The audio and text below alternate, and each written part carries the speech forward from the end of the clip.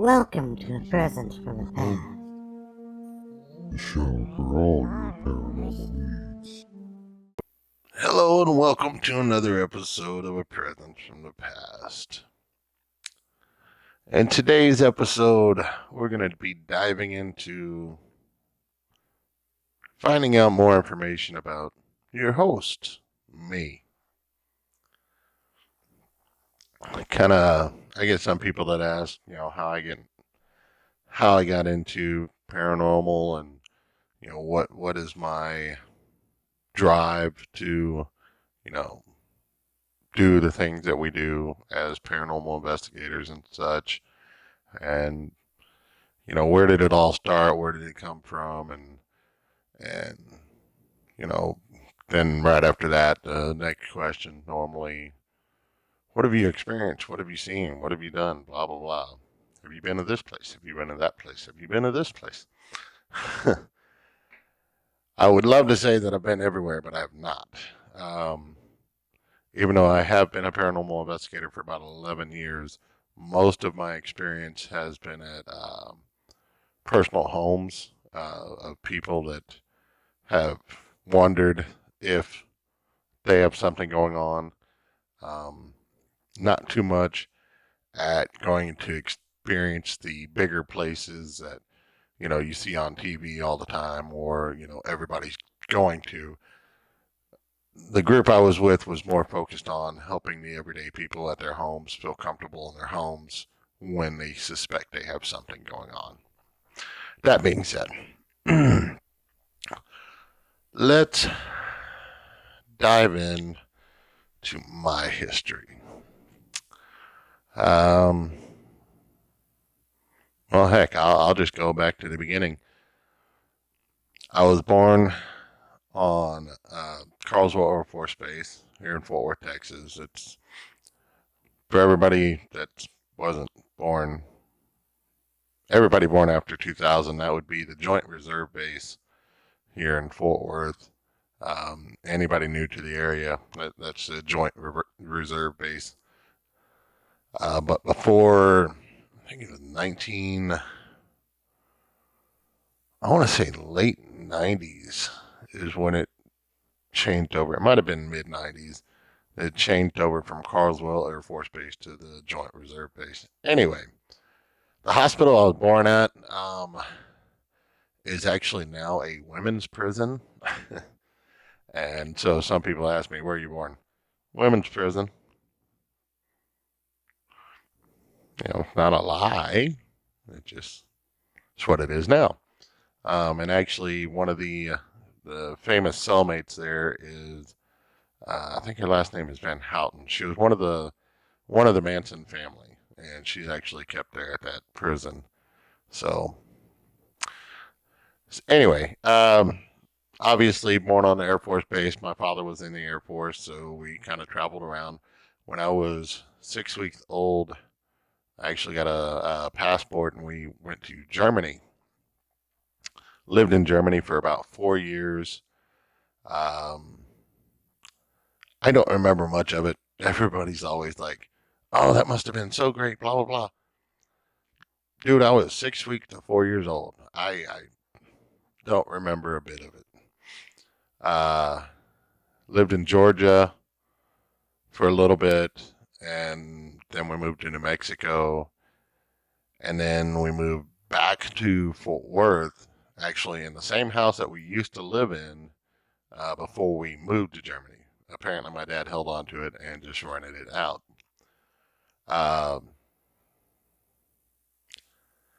So by the time we get back to Fort Worth, at this point, I'm 7 years old. Yeah, it's about 88. So 1988,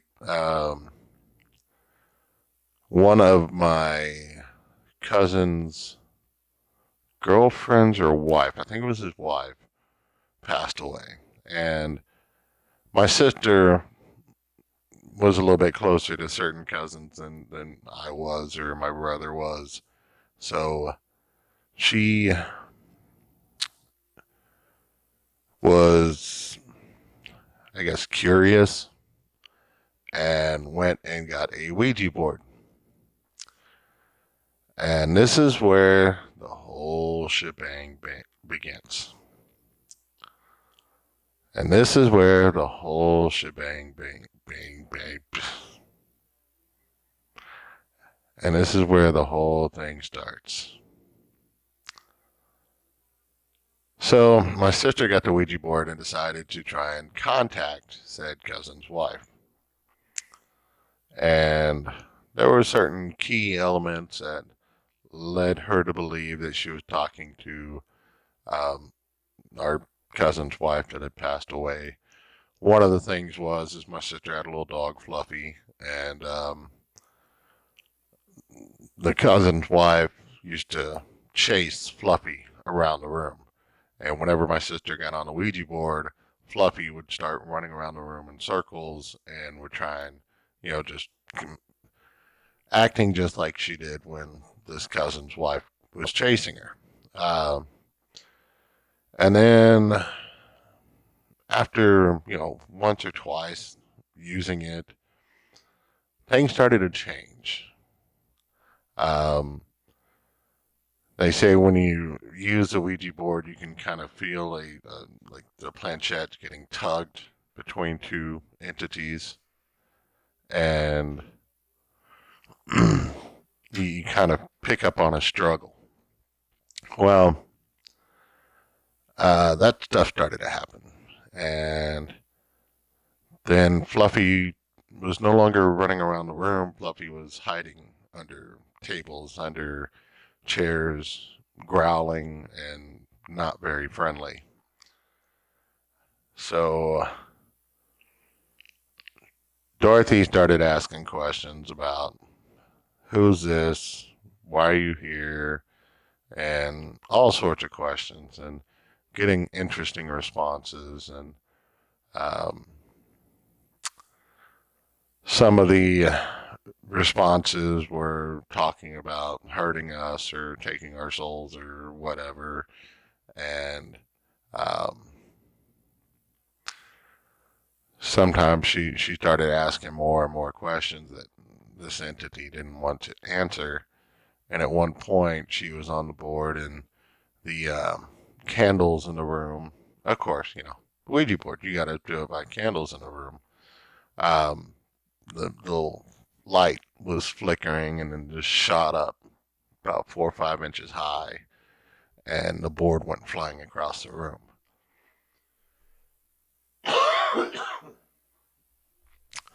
Excuse me. And after the board went flying across the room,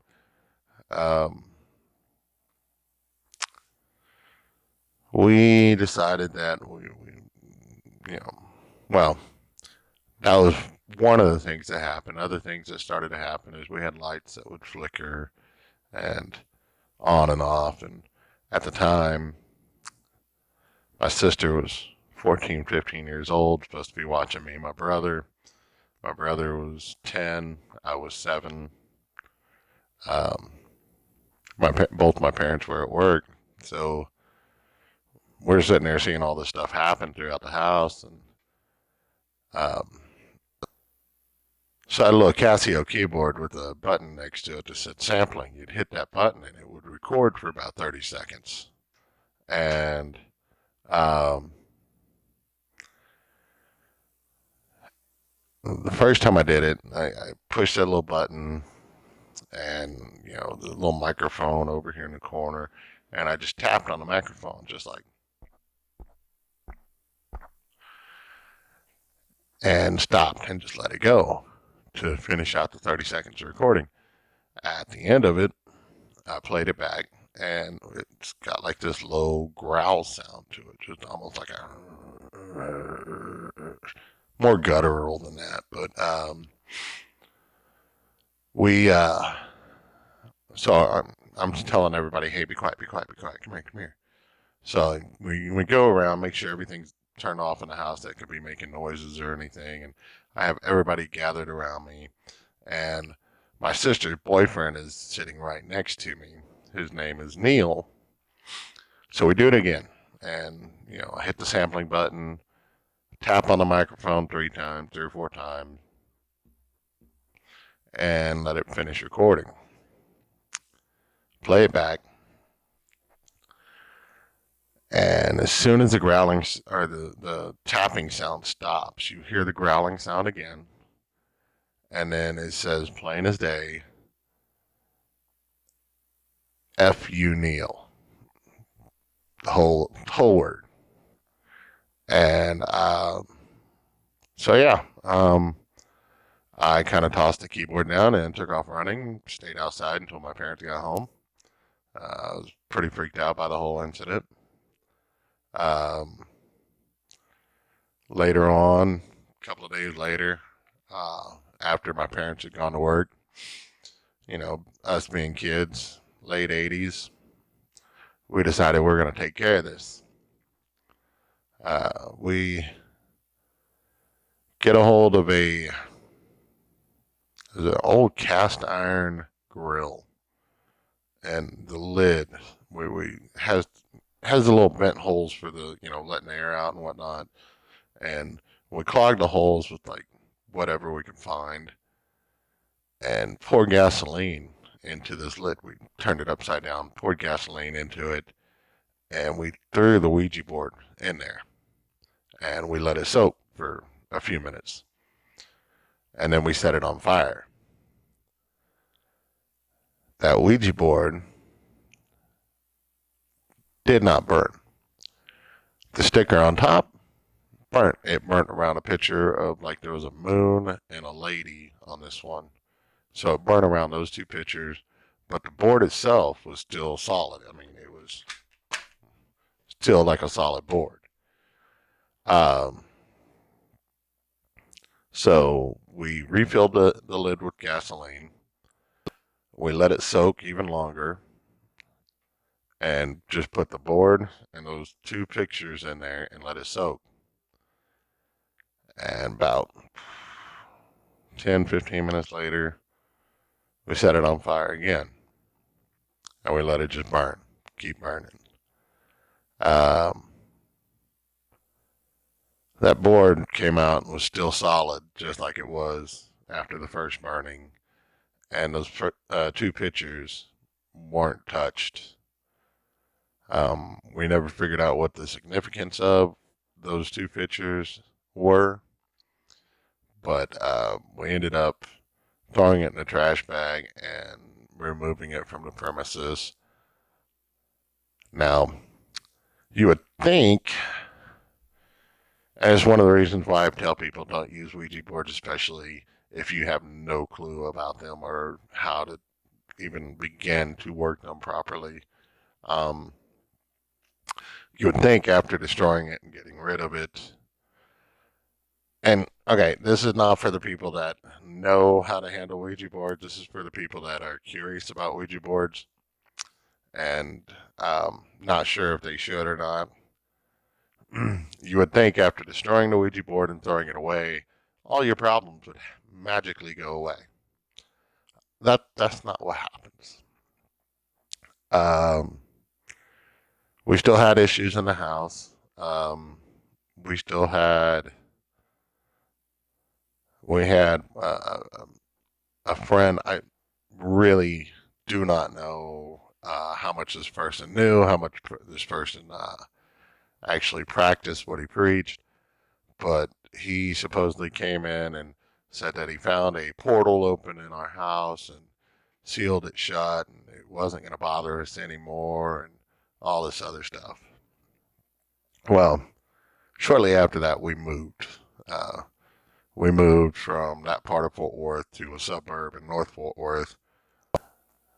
I didn't really, I got scared away from Ouija boards, didn't want nothing to do with them, and I wouldn't have anything to do with them until a girl I was talking to. Yes, guys, the girls will always make you do the crazy things that you never wanted to do or that you swore you'd never do again. So I was talking to a girl, and she wanted a Ouija board for her 16th birthday. I was still very, very skeptical about being around them. I was afraid of them. I didn't want to be around them. But because I was a guy and interested in this girl, I went out and got her Ouija board. And at her birthday party, she broke it out.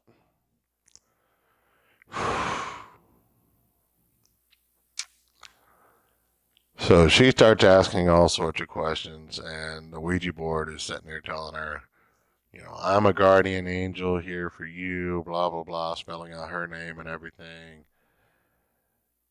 And this feeling that it's one of those feelings you never forget.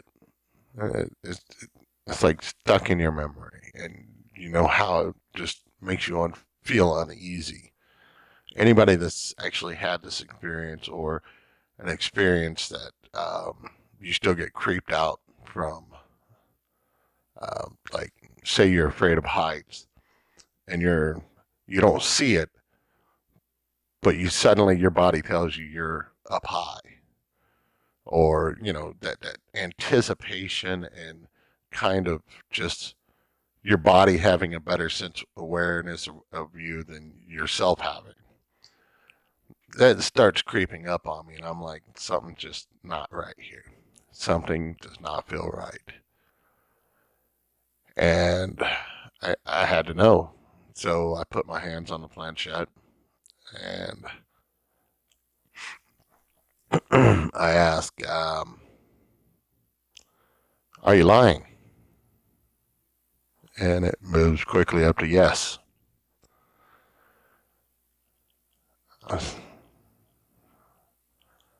Are you who I think you are? And it starts going in a circle and comes back and says, yes. I said goodbye. I haven't touched one since. It is to the point now. We did get a name during the first interactions with the Ouija board when we were younger. We did get a name. Uh, to this day,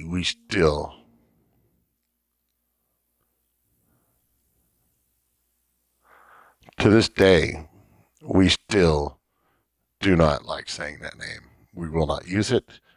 And it's sort of like Voldemort, he who shall not be named. Um, we actually had an incident. Oh, heck, this was a few years back. Um, Probably about 5 years ago or so, where we were leaving, me and my sister were leaving my brother's house, and we started kind of reminiscing about this period of our life. And one of us mentioned the name, and it was probably purely coincidental, but it was shortly after the name was mentioned, a car came out of nowhere and almost ran us off the road. Just like completely middle of the night. We didn't see this car coming. There was no way it was right where it was. It came out of nowhere and almost ran us off the road. And we both looked at each other and said we knew we shouldn't have said his name. So that is what drew my my curiosity into the paranormal. I've always been curious about it ever since. Always been wanting to find out more of, you know, everything on the other side, and without actually going to the other side, if you know what I mean. But even though I do believe in ghosts, and I really do believe that things happen, and I've experienced a ton of stuff since joining ASAP, both during investigations and at home. Um, because once you start getting into this stuff does follow you home. You'll start noticing things around your house, and it, most of the time, it's nothing bad. It's just, hey, I'm here. Okay, I acknowledge you're here. Can you please go back to where you came from? Uh, So we can get into a little bit more of my experiences from my different locations and from the different places that I've visited over the years. Um, we can talk about the apparitions I've seen. We can talk about the shadow figures I've seen. Um, yeah, I've witnessed quite a few things since being a paranormal investigator. Anyway, I think that's going to be it for this episode. If you want to hear something else, or if you want me to take a look at a video or pictures or whatever and talk about it on the show and see if I think it's paranormal or if it's just something that can be explained away, feel free to send me a comment down below. Reach out to me on Facebook, Presence from the Past. You can always check out the website of presencefromthepast.com. Instagram on there also. Um, yeah, but check out any of those. Contact me. Let me know what you would think. Hit a like button. Hit the subscribe button if you want to see more episodes like this. If anything you want me to, any critiques you got or anything like that, leave a comment down below. I'll be happy to uh, take a look at those. Um, until next time, guys, y'all have a good one.